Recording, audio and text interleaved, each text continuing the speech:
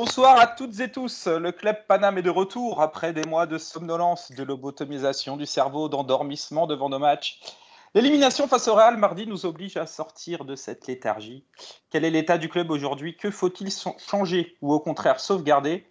On va demander tout de suite les avis de nos consultants du soir, les habituels au poste. Lionel, bonsoir. Bonsoir messieurs. Et bonne année. Je crois qu'on s'est pas... Oula, oui, c'était depuis septembre, je crois, le dernier. Donc, bien, bonne année à toi. Drayas, est-ce que tu mérites les sifflets? Je ne sais pas. Je sais pas, mais moi, j'ai souhaité un bon printemps à tout le monde, pour le coup. Eh bien, bonsoir à vous deux. On commence directement. On va faire le petit sommaire pour ceux qui nous suivent. On va parler du match contre le Real Madrid. On parlera ensuite de ce qui s'est passé contre Bordeaux avec les actions du Cup, notamment les sifflets sur Neymar et Messi qui ont fait jaser la France et même l'Europe. Et on fera un grand sujet sur qu'est-ce qui va se passer maintenant au Paris Saint-Germain, que doit-il se passer et qu'est-ce que vous feriez. On commence tout de suite par ce match contre le Real Madrid.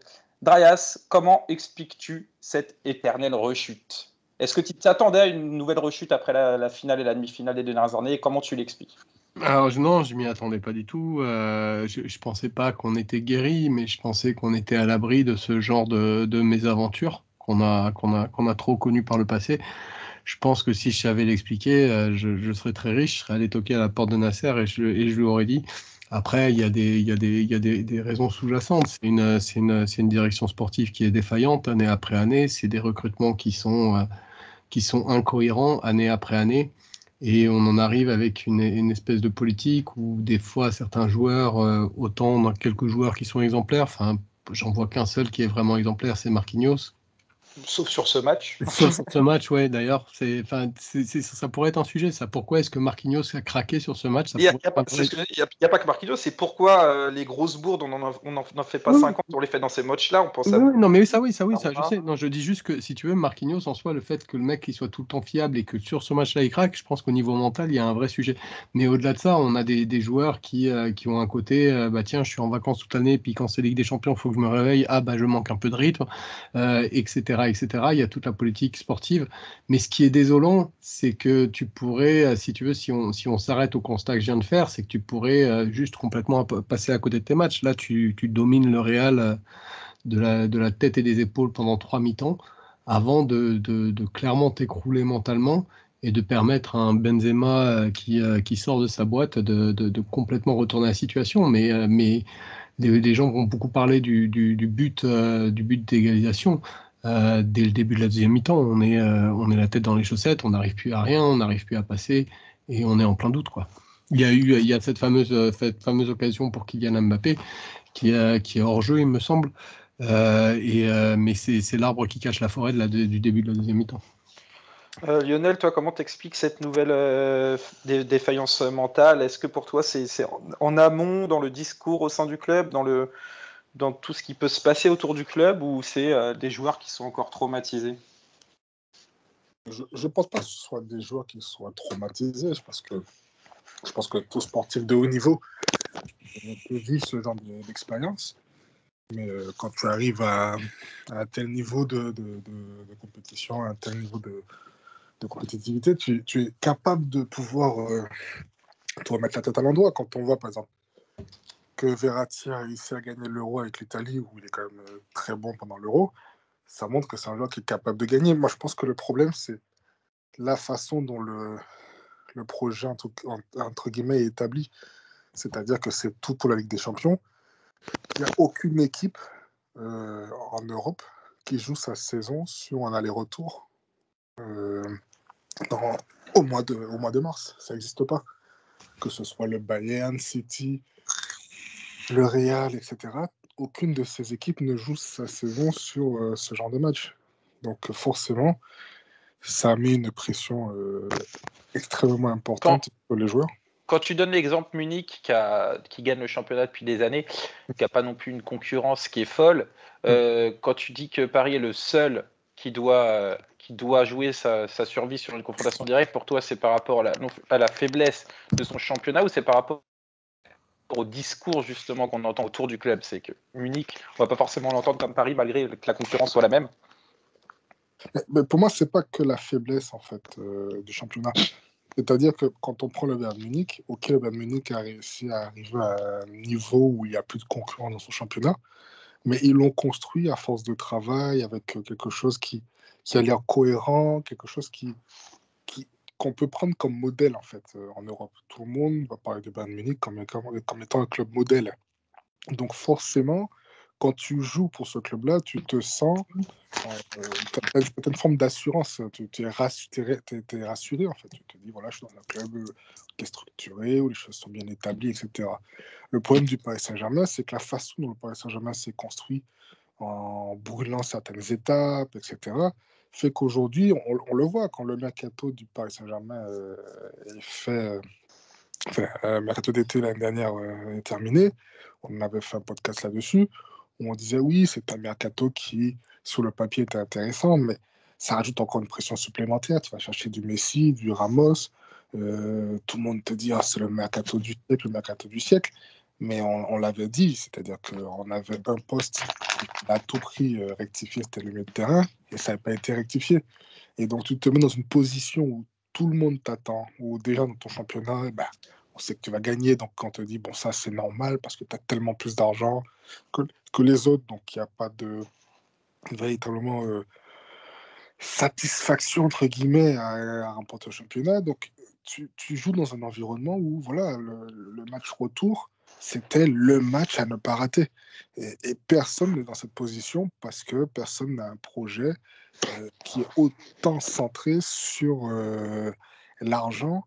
Mais quand je parle d'argent, c'est-à-dire que tous les gros clubs ont de l'argent, mais c'est de l'argent, entre guillemets, considéré comme arriviste. Je me permets juste d'interrompre là. C'est pas tellement qu'on a un projet qui est centré sur l'argent arriviste, parce que tu as des clubs qui sont similaires, mais il y a aucun. Mais là où je te rejoins complètement, c'est qu'il n'y a aucun projet en Europe qui est autant centré sur la Ligue des Champions.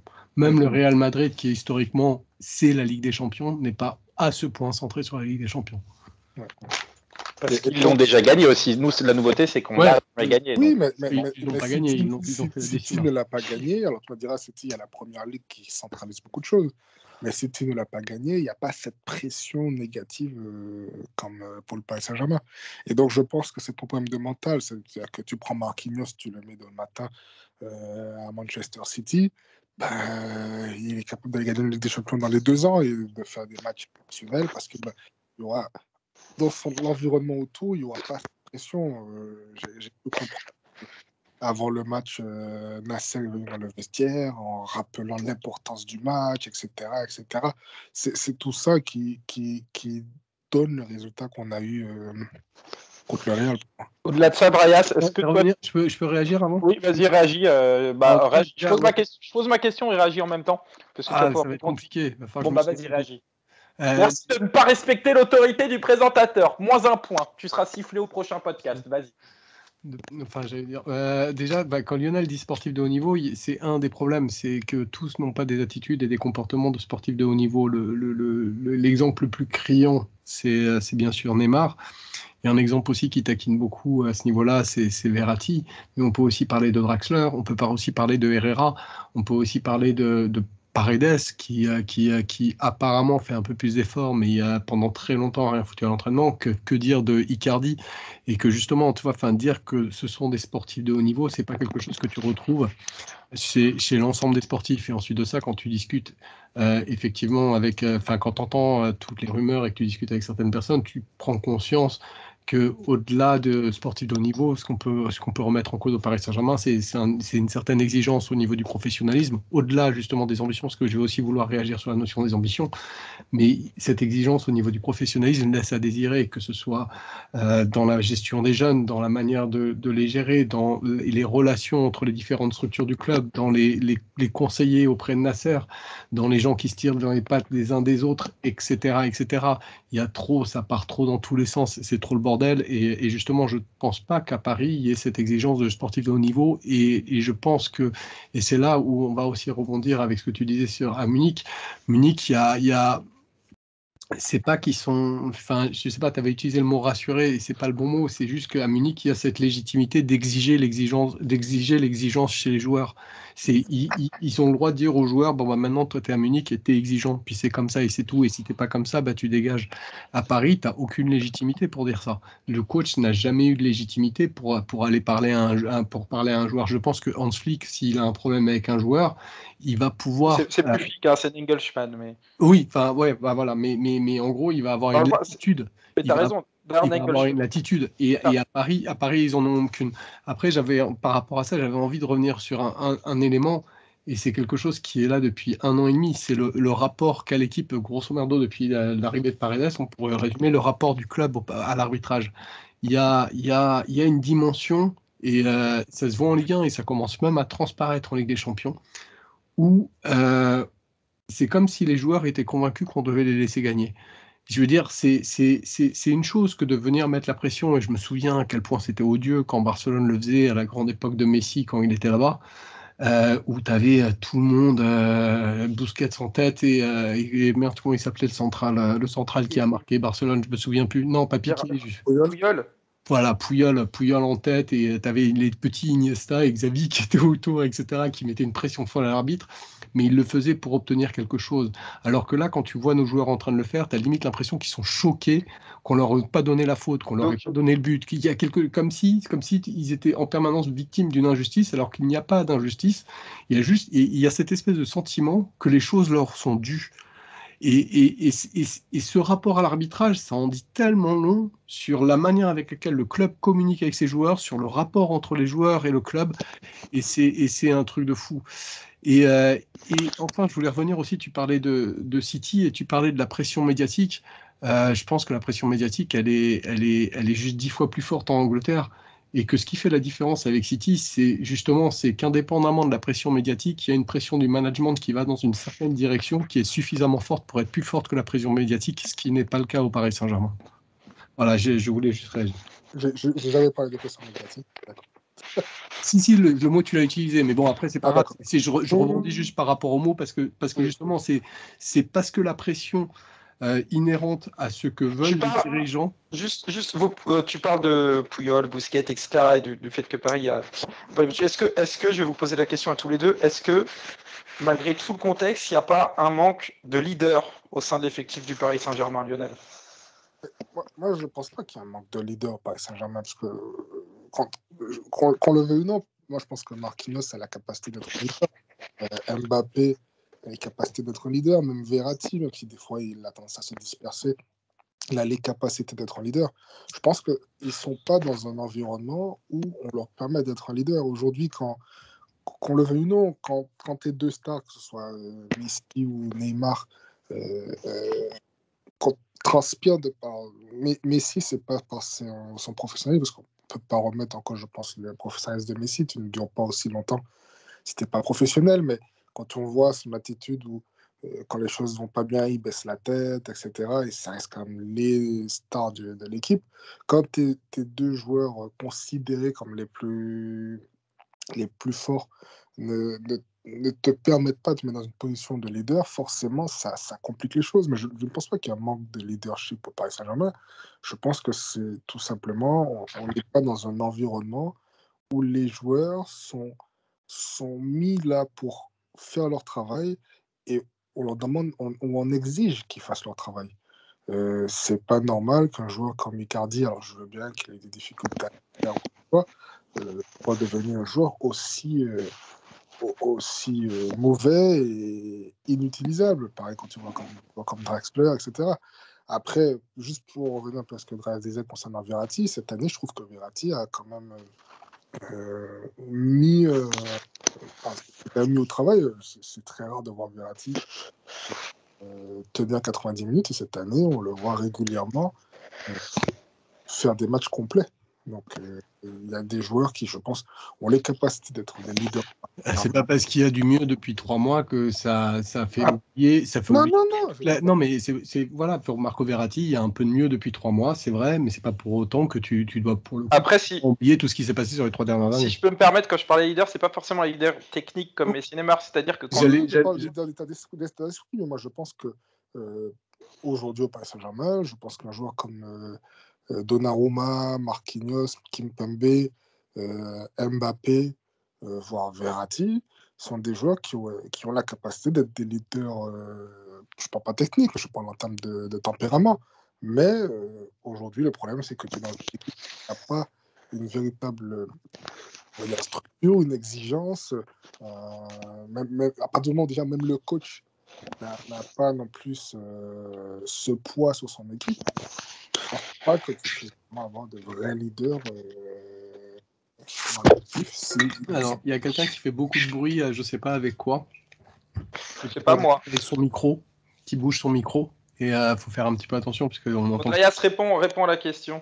Moi, je vais te rejoindre, Basto. Enfin, si, on a l'incarnation même du leader, mais il est au frigidaire et il s'appelle Ramos. Concernant Marquis, il y a de ça. Il est dans cette direction-là. Mais tu sens pas chez lui la légitimité non plus pour aller aboyer sur justement sur les stars, sur les machins, sur les trucs, etc. Ouais, ou relever Donnarumma quand il fait son erreur, par exemple, ou qui va insuffler pile le bon truc au bon moment. Il l'est presque, Marquis, mais il ne l'est pas vraiment. Marco, pour moi, c'est un leader de terrain, mais c'est absolument pas un leader de vestiaire. Tu peux pas attendre ça de lui. Et d'une certaine manière, tu l'as nommé, Donnarumma, ce serait peut-être le plus proche, mais Donnarumma, il vient d'arriver cette année, c'est le plus jeune de l'effectif. Enfin, non, il y a Nuno Mendes, mais c'est un des plus jeunes de l'effectif. Tu peux pas lui demander ça. Et pour moi, on a un manque criant de leader. Et quand je regarde en Europe, en fait, chez les équipes qui fonctionnent et qui ont une cohérence sportive, et la seule exception à cette règle que je vois, c'est l'Ajax, soit le coach est un immense leader, soit sur le terrain, il y a un immense leader. Et tu peux pas faire abstraction de ça, quoi. Et là, à Paris, non, pour moi, non, on n'a pas de leader patenté. Alors après, tu es obligé de prendre en compte le point de Lionel, qui est que l'environnement du club, avec c'est pas les objectifs qui sont flous, c'est l'environnement qui est flou, c'est à quel point on est exigeant avec les joueurs, à quel point on leur laisse faire des choses, à quel point quels sont les messages qu'on envoie, ne favorisent pas l'expression d'un leader sur le terrain. Ça, là-dessus, Lionel, il a raison, on peut rien dire, quoi.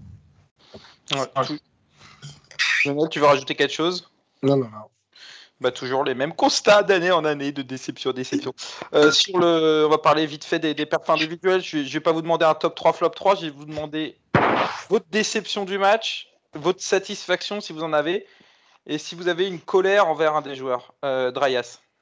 Alors moi, ma satisfaction du match, c'est la première mi-temps. Ma déception du match, c'est la deuxième mi-temps. Et pas de colère particulière ? Oui, après, tu peux en revenir, effectivement, l'entrée de Guy qui est calamiteuse. Mais j'ai pas, tu vois, j'ai même pas... Il y a une telle défaillance collective que j'ai même pas envie de relever une personne. Au niveau personnalité, donc du coup, tu ne parleras de personne, que ce soit en déception, satisfaction. Lionel. Parce que, en fait, tu vois, c'est qu'est-ce qui te dit qu'un joueur qui rentre à la 70e est mauvais parce qu'il est mauvais ou parce que l'environnement est juste dégueulasse et que c'est complètement injouable. Enfin, tu vois, tout le monde avait la tête dans les chaussettes et puis voilà, quoi, tu vois. Si, Kylian Mbappé, en satisfaction. Lui s'est battu. Oui, notamment Mbappé. Oui. En déception, Lionel, vas-y, réponds après si... Alors moi, en déception, je vais mettre Marquinhos. Ouais. Je ne mettrai pas Gay, parce que pour moi, Gay, je ne mettrai pas en déception, je mettrai plutôt en faute professionnelle. Pourquoi je mets Marquinhos ? Parce que c'est-à-dire que même en première mi-temps, où je trouve qu'on a fait un bon match, tout de suite, moi, j'ai senti très fébrile. C'est-à-dire qu'à la mi-temps, on est tous d'accord, je pense. Là. C'est-à-dire que moi, à la mi-temps, c'est ce qui m'a un peu marqué, c'est que je me suis dit, mais je sentais que l'équipe était quand même bien. Mais par contre, je sentais que Marquinhos était déjà fébrile dans ses... C'est le seul à qui on donnait 4 à la fin de la première mi-temps. Et en plus de ça, c'est quand même un joueur qui, dans le jeu de tête, qui est extrêmement fort. Et il a été battu dans tous ses duels de la tête en première mi-temps par Benzema, etc. Donc, et que lui, sur l'ensemble du match, il a été décevant. Et après, oui, satisfaction, c'est sûr qu'on ne peut pas ne pas mettre Mbappé, même si en seconde mi-temps, je trouve qu'il, surtout quand on a pris le premier but, il s'est un peu caché avec Messi et Neymar. C'est-à-dire qu'il y a eu plusieurs actions, on les voyait tous les trois ensemble dans un petit coin. Et je pense qu'il aurait quand même pu parce qu'il a cette capacité de pouvoir se projeter en prenant vraiment son rôle de leader, revenir aider un peu son équipe, c'est-à-dire en venant récupérer des ballons quand on n'y arrivait pas pour pouvoir faire des projections et des accélérations, parce que les joueurs du Real n'ont pas été capables de le suivre, aller chercher des fautes, etc., parce que Messi et Neymar ne pouvaient plus le faire. Et lui, il s'est contenté de dire, bon, moi j'ai déjà fait une partie du travail, dans tous les cas, personne ne me reprochera rien du tout. C'est un peu comment je l'ai vécu un peu sa seconde mi-temps.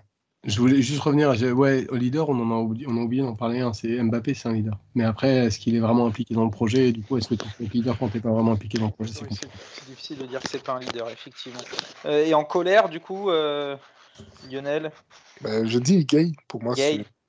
Moi, déjà, quand on le voit rentrer, on a l'impression qu'il n'a pas envie d'entrer. C'est-à-dire qu'on le fait rentrer, c'est un match important, tu sens dans son visage qu'il est là presque, qu'il n'a pas envie. Sur le deuxième but qu'on prend, il y a Modric qui passe à côté de lui, où il voit que c'est une contre-attaque, donc il faut essayer de la couper. Il met son pied, mais d'habitude, c'est le genre de faute qu'il va faire, et où il fait même des fautes stupides, mais là, il n'est pas capable de faire la faute. Et puis sur l'engagement, il perd le ballon tout de suite, on prend le troisième but. Pour moi, je trouve que pour un joueur, soi-disant, qu'on parle de son humilité, etc., je trouve qu'il a été extrêmement décevant dans son attitude. Et, j'ai eu à le défendre au début, mais plus ça va, plus c'est un joueur qui... C'est pas chez nous que tu as entendu le mot humilité le concernant. Non, je ne parle pas de ça. Non, mais beaucoup dans les médias ou chez beaucoup de gens, effectivement. Gay est humble. C'est vrai que c'est un truc qu'on entend beaucoup. Mais voilà, moi, plus ça va, plus je suis extrêmement déçu par lui, déjà par son niveau, mais maintenant, en plus, par son état d'esprit. Et je pense que même Pochettino, il ne va jamais le dire devant les médias, mais on a pu le voir depuis son retour de la CAN ou autre. Et puis contre Bordeaux, il ne joue pas une minute, effectivement, notamment. Ouais. Donc, alors qu'il met l'équipe type. Oui, et on peut voir surtout que je pense pareil, contre le Real, il n'est pas sur le terrain. Donc, oui, il rentre, je pense que son entrée contre le Real, je pense que son entrée contre le Real, pour Pochettino, l'a en travers de la gorge, parce que je pense que, qu'on le veuille ou non, il est fautif sur les... Enfin, en tout cas, le deuxième but, il fait partie des gens qui sont fautifs. Moi, je pense que c'est déjà le cas avant, parce que si tu sais, par exemple, il joue pas le match d'avant, et notamment Basto, tu me disais, ah merde, il joue pas, ça veut dire qu'il le préserve pour le Real. Et il n'a pas été sur le terrain sur le Real, et ça fait un moment qu'il n'est pas sur le terrain. Il y a eu toute la période de la CAN. Pochettino l'a dû l'essayer une fois en tant que titulaire, une fois en faisant rentrer. À chaque fois. Deux fois. Nantes et Saint-Etienne. Ouais, voilà, deux fois. Il joue titulaire contre Nantes. Et grosso merdo, il a plus trop envie de l'utiliser. Alors en plus de ça, effectivement, il y a sa rentrée catastrophique qui fait que là, Pochettino lui en veut peut-être, en plus de ne pas avoir envie de l'utiliser, mais c'est... ça fait un moment que Pochettino se dit en fait ce joueur n'est pas très utile. Oui, certainement. Juste pour finir avec Gay, c'est-à-dire que quand il est parti à la CAN, sur le mois de janvier, c'est l'une des périodes où on subit le moins d'occasions. Il revient, Pochettino ne le met pas tout de suite, il le remet contre le match. Et c'est le match où on commence à subir vague sur vague et où l'équipe est déséquilibrée. Alors, il y avait Wijnaldum aussi qui fait un match catastrophique à Nantes, mais il a bien aidé en tout cas. Ça, c'était la théorie de Dreyas et moi. Gay est responsable en grande partie du déséquilibre du jeu parisien. Et il y avait même ce match où on n'avait pas d'attaquant. On n'avait pas d'attaquant et il n'y avait pas Gay récemment. Où il y avait pas Kylian Mbappé, je ne sais plus lequel, et on n'avait aucune profondeur. C'était à Nice. C'était une purge finie, mais tu jouais en bloc. Oui, c'était le match à Nice. Un bloc. Alors après, tu avais des problèmes parce que tu joues en bloc par le coup, parce que comme tu n'avais aucune profondeur, ça posait plein de soucis parce que tu étais trop statique. Mais tu mets Gay, ton bloc, alors que même quand il est bon, en fait, hein, quand il est bon, ton bloc, il explose en vol. En fait, il n'y a plus de bloc. Et c'est un joueur anti-bloc. C'est un nouveau concept. Il y a que Gay comme ça. Un joueur anti-bloc, pas mal, on la notera. Dernière question sur ce match contre Real, est-ce que vous avez compris ou est-ce que vous condamnez la nervosité des dirigeants? Je pense à Pochettino et Leonardo qui ont ruminé sur l'arbitrage pendant des heures, voire des jours, puisque Pochettino en parlait encore 3 jours après, avant le match contre Bordeaux. Lionel, est-ce que tu comprends leur réaction? Pour toi, ils n'avaient pas à le faire? Je peux comprendre la frustration de Pochettino par rapport à l'action sur Donnarumma. Mais après, sa frustration, il l'a extériorisée dans les médias. Par contre, la réaction de Leonardo et Nasser, pour moi, elle est inadmissible. Surtout que voilà, ça montre vraiment encore plus l'image, ça détériore encore plus l'image du club. Et je trouve ça, je ne comprendrais pas que l'émir ne sanctionne pas ces deux personnes. C'est vrai qu'on parle j'avais oublié de parler de Nasser, lui, c'est pas une réaction au micro, c'est sa réaction dans le vestiaire, où notamment il casse un téléphone portable, je crois qu'il est en train de le filmer, Nasser très nerveux qui veut voir l'arbitrage. Andreas, est-ce que pour toi ce sont des réactions qui participent au fait de déresponsabiliser les joueurs? Bah, complètement, j'allais les présenter autrement, mais j'allais dire, ils ont d'autant plus tort que les joueurs se comportent comme ça sur le terrain. On a des joueurs qui savent pas tenir leur nerf, qui s'énervent à la moindre occasion, qui sont en train d'hurler au scandale au moindre prétexte. Aller venir parler de l'arbitrage quand tu es dans l'encadrement derrière, on est à la limite de la faute professionnelle. Alors, comme le disait Lionel, j'ai un peu plus de tolérance par rapport à cette faute professionnelle pour Pochettino, parce que Pochettino, mine de rien, est dans l'émotion.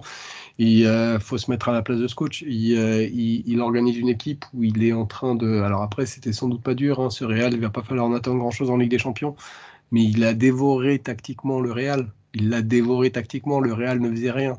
Le fait que le Real, après 3 mi-temps, s'en tire avec seulement un 2-0, c'est bien payé. Et il y a une faillite collective et il a besoin de trouver des coupables et je peux comprendre humainement sa réaction, mais même si je peux la comprendre humainement, il a tort. Et quand on parle de Leonardo, il n'en est pas à son coup d'essai et on est carrément dans le... C'est pas qu'il a tort, c'est qu'on est dans la faute professionnelle. Très bien. Bah, je crois qu'on avait fait le tour sur ce match sur le Real, à part si vous avez quelque chose à rajouter ou un autre sujet que vous voulez aborder. Non, c'est bon. Ah si, dire que du coup la saison du Paris Saint-Germain va être passionnante à suivre.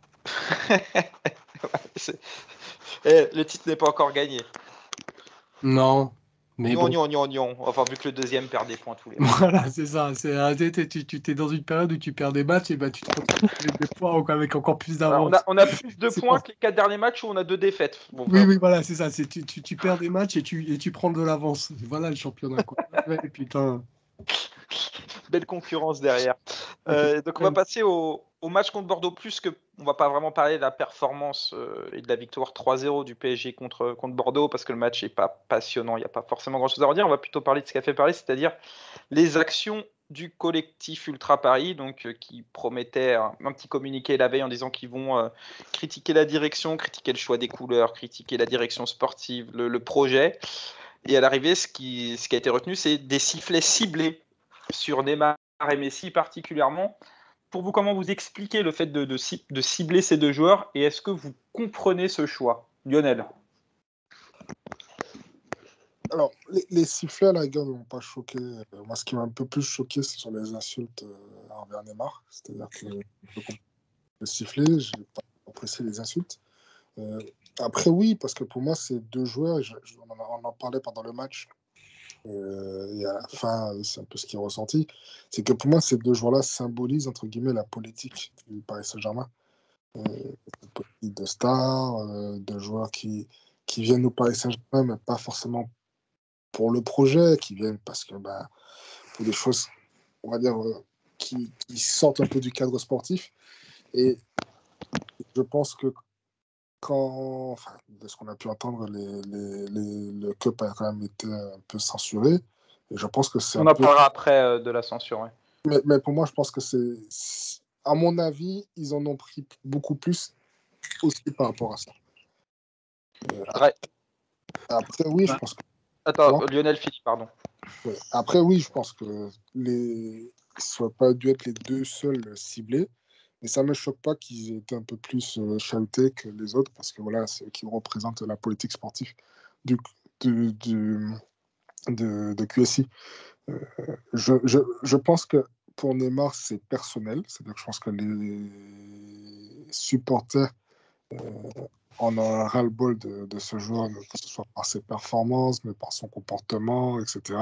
Je pense que Messi, c'était pas personnel, mais c'était vraiment la symbolique. Pour toi, c'était le choix de ces joueurs, c'était aussi pour cibler, lancer un message aux dirigeants, en gros. C'est ça. par Pour rapport moi, au c'est projet voilà. marketing. Bah, ça, c'est évident, Basto. Oui, non, certes, beaucoup ne l'ont pas compris, c'est pour ça que je Oui, précise. enfin, voilà, c'est ce que je voulais dire après, mais j'attendrai. Vas-y, c'est à toi, Darius. Mais Bah, quand on en discutait au départ, toi, tu ne l'avais pas vu comme ça. Et après, toi-même, tu m'as dit, c'est vrai que c'était plus symbolique, en fait. Oui, je pense que c'est assez évident, effectivement. Darius, vas-y, parle là-dessus. Bah, c'est vrai, en gros, j'ai compris pourquoi. Bah, alors déjà, je voulais dire un truc, c'est bien de vouloir reprocher un truc, mais dans ce cas-là, reproche un truc parce que sinon tu vas pas être c'est impossible d'être entendu, quoi. Je veux dire, ils vont reprocher la forme de l'écusson, les maillots, le couleur, le machin, le bidule, le machin. Et à un moment, tu as juste l'impression d'entendre un gamin gâté qui est, c'est pas ce que je veux, quoi. Tu vois, c'est plus. Après, c'est- après, le club qui devait jouer en blanc et d'un coup met le maillot bleu, c'est un peu ridicule aussi. C'est en mode on te Oui, donne c'est ce un peu gâteau. ridicule, mais j'entends, c'est un peu ridicule, mais le jour où tu vois, par exemple, si tu es syndicaliste, à un moment, tu vas te battre pour une augmentation de salaire, tu vas pas aussi te battre parce que tu trouves que la couleur de la cantine, elle est plus belle, quoi. Oui, bien sûr. Ça veut pas dire que la couleur de la cantine est belle, mais c'est juste, c'est pas le moment de ce combat-là, en fait.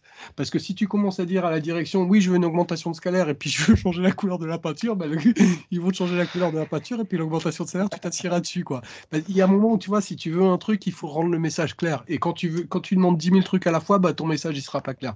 Donc déjà là-dessus, c'est très très mal fait, enfin à mes yeux en tout cas. Et ensuite de ça, j'ai compris que effectivement siffler Neymar et siffler Messi, même si comme le rappelle Lionel avec Neymar, il y a aussi une vraie impatience qui commence à poindre. C'était pas en soi siffler les joueurs, c'était d'abord siffler la politique de recrutement du club. Mais le problème, c'est que c'est pas du tout lisible. C'est-à-dire que personne en Europe n'a compris ça. Et si tu veux faire passer un message, alors déjà, ils veulent faire passer un message, ils en envoient 25 000 pour essayer d'en faire passer un, c'est tout sauf la bonne stratégie à faire. Et ensuite de ça, ils le disent de manière qui n'est pas lisible. Bref, ils ont jeté un caillou dans l'eau, puis ça fait plouf, et puis à la limite, ça a mouillé quelques personnes parce que c'était juste désagréable comme expérience, quoi. Et leur problème pour moi aussi au Cup, c'est leur incohérence ou le fait de changer vite de veste. C'était les premiers qui ont attendu Messi à l'aéroport pendant 2 jours, au Bourget. Bah, c'est pas incohérent, ça, Vasso, c'est assez logique, ça. Ouais, mais tu peux pas critiquer le côté marketing machin et après être en première ligne pour Oui, acheter le maillot oui, rose oui, floqué oui, mais Messi, tu vois. d'un autre côté, sois honnête, toi aussi, quand tu as vu Messi arriver et tout, il y a un moment où, si tu veux, tu étais dans la rationalité, c'est n'importe quoi, il faut un milieu, il faut machin, il faut bidule, blablabla. Puis il y a le moment où il est venu, et il y a eu les 2 jours où c'était quasi sûr qu'il allait venir, et le moment où il est arrivé, et comme tout le monde, t'étais hypé. J'ai Parce pas que, acheté son maillot, hein. non, t'as pas acheté son maillot, mais t'étais J'étais quand même beaucoup plus hypé. hypé par l'arrivée de Nuno Mendes, par exemple. Non, c'est pas vrai, Ah, Basso. Nuno, j'ai fait 2 mois de débat sur Twitter pour qu'il vienne. Oui, Donc... oui, je sais. Mais je me souviens très bien de ce que tu me disais sur le moment où tu étais hypé. Et c'est inévitable d'être hypé à ce moment-là. Tu vois, tu peux pas faire ce procès-là. Quand on C'est, avait fait le podcast bilan du Mercato, j'avais mis une note de 5 sur 10 en disant que Messi était une erreur et qu'il fallait faire un gros milieu. t'étais vite redescendu. Mais sur le moment, t'étais monté très haut. Je te le Bien rappelle. sûr, mais le problème, c'est que, oui, bien sûr. Ben Mais, voilà. Donc, du coup, mais tu le vois, tu Cup, peux le pas, Cup, tu peux c'est pas pas faire qu'il ce vite il procès-là. redescende, il redevient honorable. Si je me souviens, par exemple, après l'élimination contre le Real Madrid, où il y avait eu une espèce de pugilat à huis clos au parc, où il y avait que le Cup qui était venu insulter les joueurs qui disaient Thiago Silvi, et une semaine après, avec une banderole, notre capitaine et Silva en gros. Donc tu vois, ils changent chaque semaine, chaque 10 jours, on a l'impression que leur revendication, ça va être que quand il y a élimination. C'est possible. Mais, C'est possible. pour revenir au cas Messi, je pense que n'importe qui, même tous ceux qui étaient complètement contre son arrivée, quand tu le vois à l'aéroport, si c'est Paris, tu te dis, mais on a quand même Messi. Mais après, Surtout, ce qu'il fallait voir, c'était les Marseillais. Les Marseillais qui étaient, mais limite, tu sais, les mecs, ils étaient en dépression la semaine de l'arrivée de Messi. Ils mais, étaient au bout de leur vie, ils comprenaient plus. Genre, le monde ne faisait plus sens. Enfin, je sais pas si vous vous souvenez de ces séquences, quoi. Les Si, Mohamed, parce qu'il y en a plein qui étaient fans de etc. Messi Et à ils étaient, Marseille. mais ils comprenaient. Le monde ne faisait plus sens pour eux. Ils étaient perdus. Tout mais, leur père avait volé en éclats. C'était magique. mais après, quand 2 ou 3 jours après, et quand on regardait l'effectif, on se disait, mais bon, ok, maintenant on a Messi, mais tout ce qu'on avait besoin avec l'arrivée de Messi, ça ne va pas se régler. Et le problème, c'est, et là je rejoins Basto, c'est-à-dire que si les ultras sont contre cette politique bling-bling, ils auraient très bien pu faire comme nous, c'est-à-dire rester à la maison et se dire, wow, on a Messi, mais ne pas aller Là-dessus, je trouve pas, moi. Franchement, aller l'accueillir n'est pas corrélé avec ton appréciation ou ta dépréciation de la cité. Mais si, parce que Je partage pas ton avis. Je mais partage pas moi, ton avis. moi, je vais te dire pourquoi je dis ça. C'est-à-dire que, qu'on le veuille ou non, ça a participé à la mise en avant de cette politique bling-bling. C'est-à-dire que les images avec les supporters qui accueillent Messi, qui font une fête, etc., Je suis pas ça, d'accord.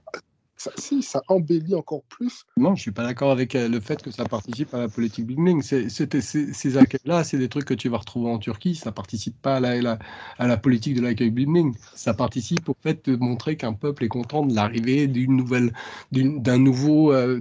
personne qui va porter le maillot. Et c'est juste ce que ça raconte. Alors après, la suite, oui. Mais le fait d'aller l'accueillir, non, au contraire, ça montre plutôt une bonne image de la France qui est capable d'être heureux justement d'accueillir des stars. Et c'est quelque chose de positif et je vois pas du tout le lien entre le fait d'aller accueillir une star qui arrive et le fait d'être bling-bling. Ça, je vois pas le lien, moi. Lionel, pas de Non, réaction. ce que Andreas dit, c'est pas forcément faux, mais moi, je sais pas comment ça fait. Non, mais après, je suis d'accord avec vous sur le après. Hein. C'est juste sur le moment, je veux pas faire. J'irai pas dans ce procès-là. Très bien, on va passer au second point sur le Cup. Le Cup a voulu faire passer plusieurs banderoles. Certaines sont passées, toutes ne sont pas passées, notamment certaines contre Nasser El Khelaifi. Est-ce que vous comprenez cette censure ou est-ce que vous trouvez que c'est dommageable, Lionel? Ah ben fais-moi commencer de temps en temps, Basto. Je t'ai fait commencer les 3 derniers sujets. Donc. C'est pas vrai? Si. Non. Ben si, j'ai noté les trucs. Tu pourras vérifier. Ouais, je vérifierai. Moi je trouve ça dommageable parce que forcément, forcément. Enfin, moi, par exemple, je suis pas forcément quelqu'un qui est pro-cup, mais aujourd'hui, on parle même de possibilité de les dissoudre par la direction. Ça me donne une image de aujourd'hui, on doit soit supporter le club supporter le club et fermer notre bouche, et qu'on n'a pas le droit d'avoir un avis divergent ou autre. Je pense qu'en faisant ça, même des gens qui ne sont pas forcément pro-cup vont, entre guillemets, commencer à se détacher un peu du club parce que ça va donner un peu l'image qu'on a aujourd'hui du Qatar avec une sorte de dictature, etc. Et on reste en France, quoi. Comme la liberté d'expression, tant que ça ne portait pas dans des insultes ou autres, je vois pas en quoi mettre Nasser d'émission doit être censuré, en fait. Andreas. Bah, ça faisait partie du deal de départ. Pour que le club puisse exister, pour qu'il puisse y avoir un cup, pour qu'on arrête avec le placement aléatoire, il y avait dans le deal de départ pas de critique envers la direction. Donc c'est juste l'application du deal de départ. Alors après, ça ne veut pas dire que c'est bien, hein. Mais c'était les conditions pour qu'il y ait le retour du cup. Après, Et que si ces conditions n'avaient pas été acceptées, le cup n'aurait pas été autorisé à se reconstituer. Après, ce qui se dit, au-delà de cette censure, ce qui se dit aussi, c'est que, au-delà de ce qui a été fait, c'est que le club ne comprendrait pas l'ingratitude des supporters parisiens. Tu vois, je trouve ça fort. Si Ça, oui. Ça, oui. Et ce qui se dit aussi, c'est qu'il y a eu des banderoles qui ont été filtrées, d'autres non. Par exemple, celles contre Leonardo sont passées, celles contre Nasser ne sont pas passées. Tu vois, ils filtrent un peu aussi dans ce que eux veulent montrer. Là, on est dans ce que raconte Lionel, c'est-à-dire que on est dans un truc où on veut être les plus heureux et les plus meilleurs amis du monde, et que si jamais c'est pas ça, attention, on va montrer les dents, et puis voilà. Mais bref, qu'est-ce que tu vas en dire? Ouais, Oui, non, mais bien sûr que ça fait partie des conditions, effectivement, du Cup. Hein. On vous reprend, mais pas de critique. Mais c'est un peu triste. Ah oui, c'est pas souhaitable, mais bon. Un autre mot sur Bordeaux, Drayas, est-ce que tu veux rajouter quelque chose? Non. Lionel? Non. Et ben on va passer au sujet principal. Et maintenant, on a l'habitude de faire depuis qu'on a lancé ce podcast. Et maintenant, alors déjà, Drayas, je vais te poser une première question. Ce n'est pas ce que tu veux, toi. C'est qu'est-ce que tu penses maintenant que le club va faire? Est-ce qu'il va y avoir une révolution? Et je pense que les changements auront lieu à quel étage? Et est-ce que tu penses qu'il y aura un changement de projet global ou juste certaines modifications? Euh, J'en sais rien, je suis pas une Cassandre, je vois pas Nasser partir. Ça a été d'ailleurs confirmé, je crois, parce que Nasser, il est trop implanté. Enfin, Nasser, il a mis des pions partout, hein, que ce soit à l'AFP, président de l'ECA, il a une vraie influence sur la politique du football européen, sur la politique du football français. T'as Olas qui y va avec mon ami Nasser. Avant de reconstruire ça, ça demande du temps et je pense que l'émir va sous-peser ça. Et donc, je pense que Nasser, il a rien à craindre. Je sais pas du tout ce qu'ils vont faire. Je suis incapable de mesurer pour l'instant. La seule chose qui a été fait, c'est été recruté pour que ça fasse pas trop de bruit et que ça aille dans le bon sens. Et virer le coach. Et puis prendre un directeur sportif. Enfin, regarde, quand Leonardo, ça avait fait un peu de bruit et que c'était pas allé dans le bon sens. On était passé de la notion de coach sportif avec l'assistant coach sportif quand on n'avait pas de coach sportif avec, je sais plus, c'était Le Temps ou c'était Kluivert, je sais plus, je me souviens plus bien. Mais voilà, ça enfin, ils aiment pas quand on fait du bruit, donc ils n'ont pas envie d'avoir une personne qui est un peu trop forte en gueule, qui va en faire un peu qu'à sa tête, qui va avoir ses idées. Et du coup, j'ai du mal à croire à une situation qui serait profitable pour le club, qui serait à venir. J'ai aucune idée de ce qu'ils vont faire. J'ai peut-être l'impression qu'ils vont se reséparer d'un directeur sportif parce qu'ils se disent c'est trop compliqué, on maîtrise moins bien la communication, etc., etc. J'en sais rien. Lionel, au-delà du changement de coach ou de directeur sportif, est-ce que tu penses que le Qatar va changer de stratégie dans son recrutement, arrêter les coûts marketing, ou tu penses qu'ils vont continuer si c'est possible de le faire et Je pense bricoler que autour? je pense que si la Coupe du Monde se jouait en juin, on aurait peut-être pu avoir cette chance de ne pas avoir un mercato de bloom. Avec une Coupe du Monde qui arrive au mois de novembre, Et Mbappé qui risque de partir en plus. c'est ça. J'imagine mal Paris ne pas essayer de refaire un peu de bruit sur le marché des transferts pour faire parler d'eux, quoi. Et toi, qu'est-ce que tu ferais, Lionel? Quel type de coach, quel type de DS et quelle orientation dans le recrutement ou dans la reformation d'un nouveau projet? Mais après, alors, moi, peut-être je ne suis pas du tout d'accord avec ça, mais moi, je pense qu'une personne comme Arsène Wenger, accompagné d'un responsable du recrutement, c'est-à-dire que moi, je ne l'aurais pas mis comme directeur sportif, mais plutôt comme une sorte de directeur général. Tu le vois entre le lien entre le DS et le Qatar? C'est-à-dire, Est-ce que pour toi, ce serait un tampon entre le décideur et le Qatar, celui qui serait entre les deux, qui ferait filtrer les infos entre la communication entre les deux? qui Wenger? Ouais. C'est-à-dire que pour moi, ce serait celui qui mettrait la politique sportive du club, sans vraiment gérer le recrutement, parce que je ne pense pas que ce soit aujourd'hui une personne capable de gérer le recrutement, mais surtout qu'il a quand même une grande connaissance du foot, il a une grande connaissance des instances, c'est quelqu'un qui est très respecté sur la scène footballistique. Et je pense que il serait capable aussi de mettre en place un projet qui exploiterait aussi le vivier énorme qu'on a à Paris. C'est quelqu'un qui a toujours quand même donné un peu de place aux jeunes, etc., qui serait capable de chapeauter cela tout en plaçant des hommes à des points stratégiques. C'est-à-dire, je pense, à un responsable de recrutement première, peut-être aider Pierre Reynaud à développer encore plus sa cellule de recrutement pour pouvoir s'assurer que Mbappé ne finisse pas à Monaco, pas directement par son formation du Paris Saint-Germain, et tout en donnant la possibilité à un coach, parce que lui, il a eu la chance de le faire à Arsenal, de travailler sur du long terme, en servant, entre guillemets, de paravent, en repartant pour moi. Pour moi, le Paris Saint-Germain, tout en gardant des ambitions très élevées, doit repartir sur quelque chose où gagner la Ligue 1 devient, alors, pas automatique, mais devient quelque chose de gratifiant. Et aujourd'hui, on n'a plus cette approche, c'est-à-dire la Ligue 1, la Coupe de France. Limite, quand on la gagne, voilà, c'est un trophée de plus, on est content, mais c'est pas. C'est quand on la perd que ça devient un C'est ça, scandale. tout à fait. Moi, pour le recrutement, je pense que tu peux très bien faire un mélange entre quelques joueurs du championnat de France qui ont du talent. Cette année, j'ai vu des joueurs qui m'ont plu. Alors, je ne regarde pas beaucoup de matchs, mais j'ai pu voir par exemple un joueur comme Guiri, comme même Todibo, je trouve qu'il par exemple, c'est meilleur qu'un Kierer.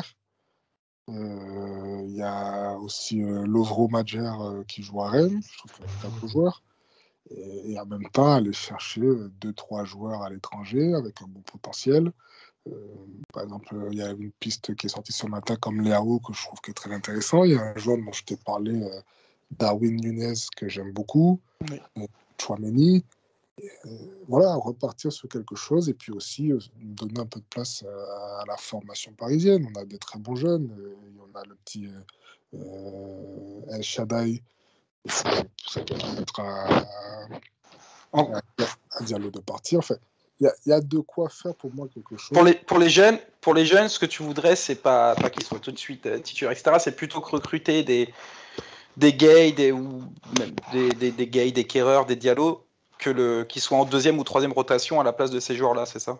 C'est ça, tout à fait. C'est-à-dire qu'aujourd'hui, quand on regarde le Paris Saint-Germain, la dernière fois, je t'avais fait une équipe sur le papier avec des joueurs qui sont passés par Saint-Germain. Moi, il y a un joueur, quand il est parti, j'avais vu à quel point il s'était fait insulter parce qu'il avait raté en finale de Coupe de France, c'était un concours. Je trouvais ce joueur-là, moi, j'ai toujours trouvé ce joueur-là. J'ai toujours vu son potentiel. C'est un joueur qui avait un beau toucher de balle. Sa polyvalence aussi. C'est ça, une très belle frappe de balle, une bonne qualité de passe, etc. Moi, je savais que le problème pour un concours, c'est que voilà, au Paris Saint-Germain, il était juste mis là pour pouvoir essayer de le valoriser, pour le vendre un peu plus cher quand on n'aurait plus besoin. Et on a des joueurs au Paris Saint-Germain, des jeunes sont passés par un centre de formation qui aujourd'hui auraient très bien pu être dans la rotation. Quand on me dit souvent oui, il veut être titulaire, non, je pense que tous les joueurs veulent être titulaires, mais la chose principale pour le joueur, c'est de s'en sentir important et gratifié. Quand on voit des joueurs comme Nacho au Real Madrid, qui fait toute sa carrière au Real Madrid sans être un titulaire indiscutable, mais pourtant il doit très bien pu aller ailleurs. Non, il reste au Real parce que le Real quand même lui montre que malgré le fait qu'il ne soit pas titulaire, il a quand même une importance dans l'effectif. Pour moi, c'est vers ça que le Paris Saint-Germain doit travailler. Quand on voit des Diaby, Nkunku, Soumaré, par exemple, qui joue à Leicester, etc., tous ces joueurs-là, pour moi, n'ont rien à envier à des Gay, Herrera, Kerrer, Abdou Diallo, même Paredes, tous ces joueurs-là qu'on a achetés plus de 30 millions. Et alors, si on avait fait l'économie et avec cet argent, tu as 2-3 joueurs, un par ligne de très haut niveau avec un professionnalisme important, tu peux avoir un effectif cohérent qui aussi représente un peu l'image de Paris, parce que qu'on le veuille ou non, quand tu as des jeunes, des joueurs formés au club, forcément, ces joueurs-là apportent un supplément d'âme. Même Kimpembe, qui souvent m'agace, mais pour moi, Kimpembe, ça représente quand même Paris. C'est-à-dire que j'ai plus d'affection pour un Kimpembe que pour un Neymar ou même un Messi aujourd'hui. Kimpembe représente peut-être plus pour moi le vrai Parisien, même si je pense que c'est pas le joueur le meilleur joueur du monde. C'est un joueur pour moi, qui a pas mal de défauts, mais qui a quand même des qualités. Mais je pense que le Paris Saint-Germain doit partir vers ça et aller chercher des joueurs un peu comme City l'a fait ces dernières années. Retrouver une attache. C'est ça, retrouver une attache parisienne, mais aussi faire en sorte un peu tourner, hein. Mais d'ailleurs, c'est vrai qu'on le voit qu'il y a plus une attache des supporters avec des Verratti, des Marquinhos et des Nuno Mendes qu'avec des Neymar ou des Messi à l'arrivée. Mais c'est ce qu'on a vu avec City, c'est-à-dire que quand on regarde de Manchester City les dernières années, sans ressembler à ce que le Borussia Dortmund a fait, ils prennent des joueurs confirmés, mais ils deviennent stars à City, effectivement. C'est ça, c'est exactement ça. C'est-à-dire que tu vas prendre Bernardo Silva à Monaco qui fait une excellente saison, mais il sort de Monaco qui n'est pas un cadeau européen. Ouais. Mais Bernardo Silva, tout le monde, combien il le paye City? Il y avait énormément de clubs. C'est pas le foot transfert. Ouais. Après, je pense qu'on a bien compris ce que tu voulais dire, Lionel. Là, c'est qu'ils vont pas chercher des joueurs qui ont déjà tout gagné dans des clubs en les faisant venir pour. Lionel, on va laisser parler Drayas. On a compris. Drayas, toi, si demain ta carte blanche, tu dois décider de ce que tu ferais. Ton utopie. Déjà, je vais réagir par rapport à Lionel. Quand on parle de Carlo Ancelotti, qui est un coach que j'ai beaucoup aimé, il n'y arrive plus depuis 3 ans parce qu'il est has-been, tout simplement. Et je pense que Carlo Ancelotti est dans sa première jeunesse comparé à Arsène Wenger. Voilà. Si Arsène Wenger, c'est le conseiller d'Infantino, il a été pendant longtemps le manager général, justement, le poste que tu lui préconises à Arsenal, ça a été très très bien. Ça a été très très bien dans les années 2000, quoi. Mais depuis les années 2010, c'est plus ça, et depuis 2015, c'était calamiteux. Aussi bien dans le jeu que dans le choix, il n'y avait plus cette magie, il n'y avait plus rien. Et, Laisse finir Dreyas, Lionel, tu réagiras après. Vas-y, Lionel. Vas-y, Dreyas. Et voilà, tu vois, il y a un moment où les bonnes idées du passé appartiennent au passé, et maintenant on est au présent. Donc pour moi, je suis vraiment pas fan à la perspective d'avoir Arsène Wenger, surtout au poste de manager général. Alors après, si c'est juste la voix de l'émir et si c'est le tampon, c'est-à-dire qu'on a un Nasser qui est directeur, qui est président, et qu'on a le personnage qui serait le tampon entre le management hors sportif et sportif, mais qu'on a aussi un directeur sportif, mais ça fait un organigramme bien trop compliqué, et ce serait le seul poste où je pourrais envisager Arsène Wenger, et sinon je l'envisage, mais ni de près ni de loin, quoi. Et pareil pour la politique des jeunes, c'est bien, c'est beau, ça fait rêver, c'est machin, ces trucs, mais tu peux pas te baser là-dessus. Si tu regardes bien, il y a eu Barcelone avec sa Masia. Et ça a été un des seuls modèles. Il parle pas de se baser, il parle de plutôt qu'avoir des seconds couteaux que tu payes cher, intégrer les jeunes. Ça oui. Mais il y avait aussi dans la part du discours, c'est-à-dire que effectivement, mais tu vois, le truc c'est qu'avant d'avoir des seconds couteaux que tu vas prendre plutôt qu'avoir les jeunes, faut-il avoir les premiers couteaux, en fait. Ça, on est d'accord, oui. Voilà. Donc si tu veux, c'est quand même la préoccupation première, parce que des jeunes qui à l'heure actuelle au niveau, moi j'en vois un qui a un potentiel mais qui ne pas assez, et qui arrivera sans doute pas, c'est Michout. Et les autres, bah oui, il y a El Shaddai, mais El Shaddai, c'est vraiment pas pour tout de suite. Les quelques fois, on l'a vu, c'est encore très fragile, c'est encore, etc. Quand il est chez les pros, c'est compliqué. Et il va y avoir du temps. Et pour l'instant, alors après, il y a Kairi Emery. J'ai du mal avec son nom. Il y en a un autre aussi qui est Zahir Emery. Et il y en a un autre qui a le même âge. Qui va signer pro, a priori, et il y a un autre jeune de 18 ans, j'oublie toujours son nom, avec Kair le prénom. Qui a le même âge qu'Emery, qui a 16 ans aussi. Non, il a 18 pour le coup. Ah, mais ce que je veux dire, c'est qu'en juste soi... une question pour Dreyas, avant que tu T'as parlé longtemps, Lionel. Juste il pose une question pour te relancer, vas-y, vite, rapidement. Une question que je te pose, Lionel. C'est combien de matchs Diallo a joué depuis le mois de janvier? Mais j'ai jamais dit le contraire. Je réponds pas à la question parce que je connais pas la réponse, mais je vois ce que tu veux dire, et j'ai jamais dit le contraire. C'est pas ça le problème. Le problème, c'est que oui, en soi, si tu as une structure qui fonctionne et que tu as tout qui fonctionne à tous les étages et que les conditions sont remplies pour intégrer les jeunes dans de bonnes conditions, à ce moment-là, ouais, aller recruter un troisième couteau alors que tu as des jeunes qui sont tout à fait cohérents à des postes que tu peux intégrer d'abord en les intégrant 5 minutes, et ensuite de ça, s'ils apportent satisfaction en leur donnant 20 minutes en deuxième moitié de saison, puis s'ils apportent satisfaction en deuxième saison en leur donnant des titularisations dans les matchs qui comptent pas, puis etc. Et à ce moment-là, bien sûr, mais le truc, c'est qu'on n'est pas dans cet état-là. C'est-à-dire que là, à l'heure actuelle, tu intègres un jeune, et tu es tout le temps pris par les échéances, et tout le temps pris par les contraintes, parce qu'il y a des matchs où ça joue pas bien, tu as des matchs où ça machin. Tu peux pas les lancer dans les conditions, en fait, que tu dois gérer les salaires. Que tu es en train de définir, en fait. Et c'est ça la problématique pour moi. Et alors maintenant, moi, ce que j'aimerais, c'est... Moi, je me souviens d'un DS que j'avais bien aimé et qui avait été critiqué, comme c'est pas permis, c'était Antero Henrique. J'aimerais bien, en fait, qu'il y ait un mec comme ça, je sais pas, Antero Henrique et un autre, mais à qui on donne les pleins pouvoirs. Et ce que j'aimerais, en fait, c'est qu'il y ait cette mue qui s'est passée à City, où tout à coup le management a dit bon bah écoute, on fait confiance aux sportifs, on vous donne par exemple un mandat de 2 ans, en 2 ans montrez-nous que ça progresse, et si ça progresse, on continuera ensemble. Après, ça peut être avec un coach avec une très forte personnalité et un Campos par exemple qui s'occupe pas trop et qui va pas trop mettre ses pattes dans le coach, etc. Et ça pourrait très bien marcher. Ou sinon avec un DS avec une très forte personnalité qui va lui-même choisir son coach.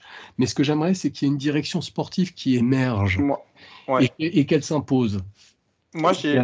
Et j'ai l'impression, et je finis juste là-dessus, pardon, Vasto, et après je te Non, laisse. vas-y. Et j'ai l'impression que tant qu'il y aura cette politique de recrutement et enfin, tant qu'il y aura cet interventionnisme de l'émir, qui pourtant n'intervient pas du tout au quotidien, mais fondamentalement influe chacune des décisions, on ne pourra jamais arriver à ça. Alors, moi, où je te rejoins, Andrea, c'est que je pense que le has-been, il faut arrêter. Wenger, c'est has-been. Malheureusement, il a fait son temps à une époque, mais c'est plus le foot actuel. Et je pense que le PSG a déjà un fonctionnement qui est très has-been, c'est-à-dire du fait que le proprio arrive, il peut avoir une star, il se la paye. Ça a marché dans certains temps où tu n'avais pas forcément un proprio qui devait connaître le foot pour pouvoir être celui qui dirigeait la politique sportive. Je pense qu'on s'en éloigne de plus en plus. Et moi, ce que j'aimerais... Limite à Lyon, d'ailleurs.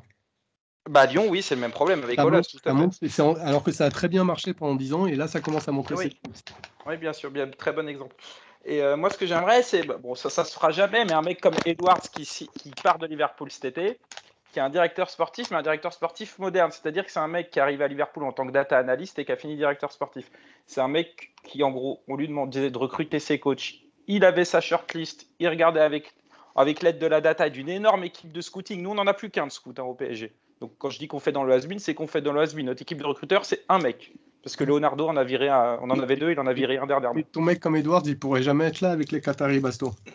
Non, mais voilà, mais ce qu'il faudrait, c'est tout changer. Les Qataris disent comme City, on n'est plus au pouvoir, maintenant, on est derrière. C'est ce qu'il faut. Et tu prends un mec comme Edwards qui, avec l'aide de la data et de son réseau, va choisir le coach, et le coach va donner des directives de joueurs, et les joueurs, tu les recrutes aussi. Et tu n'as pas besoin d'un ailier de profondeur, qui c'est qui ressort? Et il donne à un sportif un mandat de 2 ans, et au bout de 2 ans, ils font une évaluation.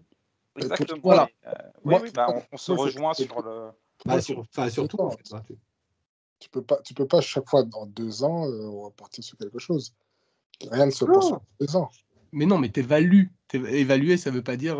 Mais ce que je veux dire, c'est puis même t'évalues pas tous les 2 ans. Ce que je veux dire, c'est que tu donnes un mandat de 2 ans. Tu vas évaluer tous les 6 mois. Mais grosso merdo, ce que Basto et moi on dit, c'est qu'il y ait cette espèce de cette espèce de prise de conscience de l'émir et de son représentant, de ne pas s'impliquer dans le sportif. Sur 2 ans, Lionel, ce serait pas évalué. Tu vires le coach, ce serait orienté. Qu'est-ce qui a pas marché? Voilà. Comment faire? Les évaluations, c'est fondamentalement tous les 6 mois. Mais c'est qu'en grosso merdo, sur la gestion du quotidien, le sportif n'est pas l'affaire du propriétaire. Non, mais ça, je suis d'accord. Mais moi, ce que je veux dire, c'est ça. Je pense qu'un projet comme celui-là, il faut au moins 3-4 ans. Quand tu prends, par exemple, comme il s'appelle, Edwards, quand il a recruté. Oui, bien sûr. À Klopp, ça a été très compliqué les 2 premières années. Oui. Et puis ça a mis 5 ans dans l'ensemble, parce que ça n'a pas commencé avec Klopp. Non, mais quand Klopp arrive à Liverpool, si au bout de 2 ans, on l'avait évalué comme. Oui. Il serait viré. C'est pas ce que je voulais dire. C'est pas ce que dit Dreyas. Ce que je voulais dire, si tu veux, c'est qu'en gros, tu fais des évaluations pour voir si ça évolue dans le bon sens. Voilà. Et s'il y a un moment où effectivement ça évolue pas dans le bon sens et ça continue de pas évoluer dans le bon sens, et oui, à ce moment-là, il faut prendre une décision. En gros, ce qu'a fait Liverpool avec Klopp, Dreyas, pour aller dans ton sens, c'est que les 2 premières années, ça se passait pas forcément bien niveau résultat, puisqu'ils étaient 6-7e. Pas qualifiés pour la Ligue des Champions et tout, mais ils avaient une analyse très poussée avec une énorme équipe data et une équipe de mecs qui s'y connaissent, des scouts, etc., pour voir est-ce que ce qu'on veut amener, les indicateurs vont dans le bon sens. Voilà, c'est ça. Les résultats ne suivaient pas forcément, mais les indicateurs étaient tous au vert. C'est ça. Parce que moi, personnellement, par exemple, on en a plus mal discuté avec Basto et le Edouard, moi, c'est quelqu'un que j'apprécie, en tout cas, que j'ai mis dans ma liste. Mais quand je parlais de Wenger, moi, je ne parlais pas de Wenger en tant que directeur sportif. Je parlais vraiment de Wenger au-dessus pour chapeauter tout ça. C'est-à-dire on a compris. Dans ce cas-là, tu te retrouves avec un Wenger, un directeur sportif et un entraîneur. Enfin, laisse tomber le dawa. Le problème, c'est que Wenger, il serait au-dessus avec une méthode ancienne, avec Edwards, qui est une méthode toute nouvelle. Donc, je ne sais pas si ça peut fonctionner. Mais par exemple, moi aujourd'hui, par exemple, je ne suis pas sûr que faire partir Pochettino soit vraiment une superbe idée. Parce que moi, là-dessus, on peut se rejoindre, non? Non, on n'a pas parlé des coachs, mais c'est vrai que le timing des coachs, il y en a très peu qui sont libres. Et est-ce que ceux qui sont libres, évidemment, il y a Zidane, je ne sais pas s'il y en a vraiment d'autres, est-ce qu'ils correspondent à un choix qui va nous améliorer? Ça, c'est une vraie question. Est-ce que garder Pochettino, avec en plus un contexte d'une Coupe du Monde qui arrive en plein milieu de la saison, est-ce que ce n'est pas une solution Parce que moi personnellement, quand je regarde Pochettino, alors, on se fait souvent chier les matchs, mais tous les gros matchs qu'on a eu à jouer depuis qu'il est arrivé, que ce soit le Barça, le Bayern, le Real, même City, où on se fait éliminer, je trouve que tous ces matchs-là, ils ont vraiment très bien préparé. On est d'accord. Contre City l'an dernier, on se fait éliminer parce que c'était juste plus fort que nous. Mais on a quand même, en tout cas, chaque fois pendant une mi-temps, tenu la dragette, même des fois. Et, pour aller dans ton sens, par exemple, le match contre Real, la faillite en deuxième mi-temps, c'est difficile de l'imputer au coach, tellement elle s'est reproduite avec tous les coachs qu'on a eu avant. C'est sûr que c'est pas un truc que tu travailles méthodiquement. Pochettino, ce qu'il a travaillé tactiquement dans son approche du match, il a tout réussi en vrai. Alors après, il y a des choses à redire, hein, Vasto, quand même, les changements, la réaction de l'approche des matchs. Ouais. Après, dans ces changements, et il y a un vrai progrès depuis, parce qu'il y a eu un moment où ces gens, il y a 6 mois, enfin il y a 3-4 mois, on comprenait plus rien. Hein. Là, ça commence à aller mieux, ouais. Ça commence à aller mieux depuis 3 mois. En fait, depuis que Gaï est plus sur le terrain, en fait. Non, mais c'est vrai, depuis que Gaï est plus sur le terrain. Si tu lui mets, comme Basto dit, un directeur sportif comme Edouard, qui travaille vraiment en collaboration avec l'entraîneur, etc., moi, je pense que Pochettino, tu lui laisses encore 2 ans. Alors, pour moi, une des conditions, en fait, quand tu prends un DS, quel qu'il soit, ou un DS moderne data, c'est vraiment de lui laisser le choix du coach. Je ne suis pas sûr que Edouard. Je suis pas sûr qu'Edouard serait contre travailler avec Pochettino. Ah, je dis pas ça. Je dis juste que c'est lui qui choisit son coach et puis basta quoi. Tu vois, c'est par exemple une connerie qu'on avait fait avec Enrique. Je sais plus quel coach il voulait, Georges Jesus, je crois. Sao et Georges Jesus. Ouais, voilà. Et ben, on aurait dû aller dans sa direction parce que tu sais, on était tous d'accord quand on en avait parlé au podcast à l'époque. Et c'est juste que tu t'offres à la direction sportive une cohérence. Et nous, ce qui nous fait défaut le plus, c'est la cohérence. Donc moi, le coach, enfin, toi, voilà, c'est déjà pensons l'encadrement et après l'encadrement, il choisit son coach et puis voilà. Puis s'il choisit Pochettino, ça me va très bien. Une petite anecdote sur Edouard, ce que j'aimais bien, c'est que quand donc il était là et en gros le board définit 5-6 profils avec l'ensemble des équipes. Et Klopp était 5e choix sur 6 de base. Ils ont dit à Edwards, maintenant à toi de nous dire en gros. Edwards, il a tout compilé, il a fait ses trucs, et il a montré que le fait que Klopp, l'année où il est à Dortmund, ça se passe mal, c'est parce que il méritait d'avoir plus de points. En gros, c'était une espèce de période où ça allait pas, mais sauf que les indicateurs dans le jeu, les indicateurs de performance, c'était pas forcément moins bon. Et c'est là-dessus qu'il est remonté en tête de liste. Donc c'est vrai qu'ils ont quand même défini 5-6 mecs, mais c'est Edwards qui a tranché. Là Basto, il est en train de se masturber parce qu'en fait, il voit Football Manager et il se dit Football Manager va venir à Paris, quoi. Ça n'a rien à voir avec Football Manager pour le coup, là, c'est... c'est bien plus complexe que tout ce qu'on fait. Mais oui, Liverpool a des années d'avance. Liverpool, la France et le PSG en particulier a des années de retard sur toutes les nouvelles... sur toutes les nouveautés, toutes les nouvelles technologies. Il y a Toulouse qui le fait, je crois, en Ligue 2, qui a recruté beaucoup de joueurs là, sur la data avec Comoli, qui est aussi passé par Liverpool. C'est en Allemagne, je crois qu'ils ont des années. En Allemagne, bien sûr. Leipzig, Offenheim, tout ça, c'est des laboratoires. Puis t'as pas mal de mecs.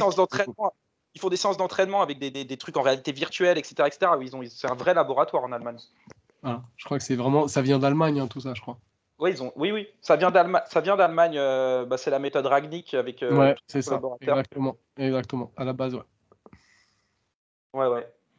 Mais en France, mais après là, on est vraiment dans le rêve, hein, parce que je vois pas l'émir abandonner c'est son joujou et il veut pouvoir nommer le truc qu'il veut comme c'est un bon gros footix, hein, notre émir favori, quoi.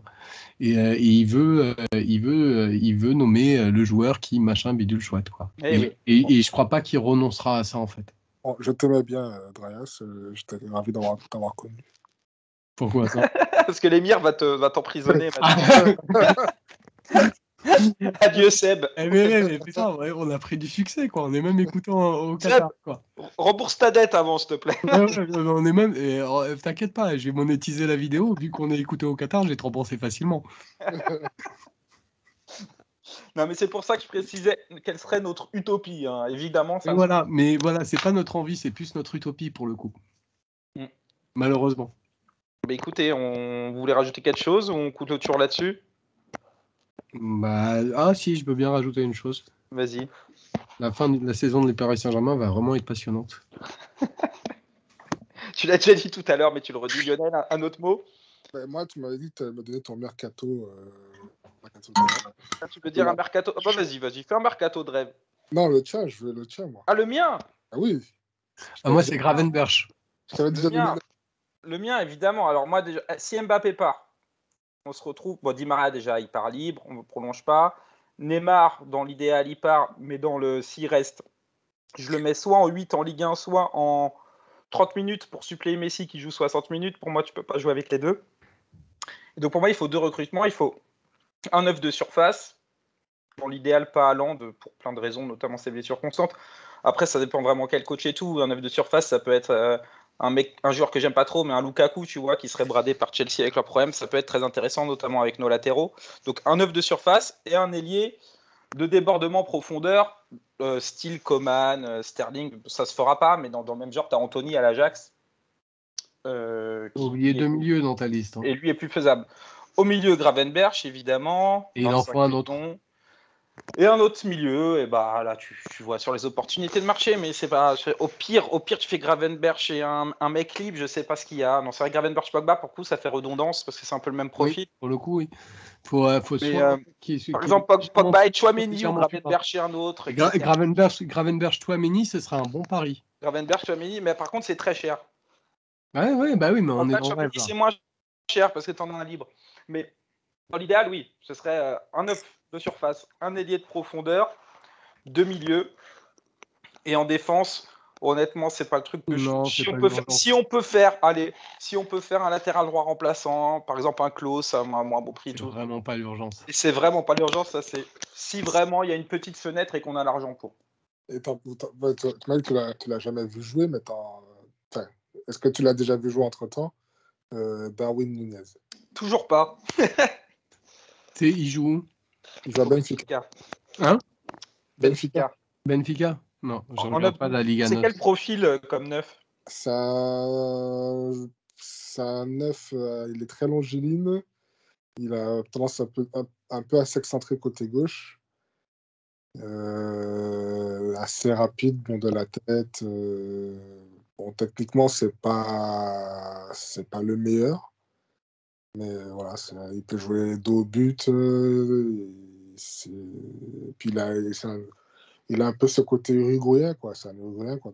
Est-ce que pour toi, ça marcherait un Messi en soutien d'un Nunez et d'un mec, comme je disais, de profondeur, style Coman, Sterling, Anthony? Oui, parce qu'en fait, Anthony joue plutôt côté droit. Ouais. Et il a cette capacité, en fait, à pouvoir rentrer en profondeur. Et Nunez, lui aussi, il a un peu les appels qui rappellent un peu ceux d'Mbappé, c'est-à-dire qu'il est très à l'aise en partant du côté gauche. C'est marrant parce que quand tu rentres comme ça pourrait libérer l'axe à Messi. Icardi, en fait. Comment? Quand on parle comme ça me fait limite penser à Icardi. Hein? Je crois qu'il est beaucoup plus mobile. Ouais, c'est beaucoup plus mobile. Mais en fait, ça on sait jamais avec toi, Seb. Dans ce profil-là, en fait, dans ce système-là, ça rappellerait un peu ce que Guardiola avait fait à l'époque avec Henry Eto'o, qui partait d'un côté pour pouvoir. Et Messi qui du coup prenait l'axe en soutien.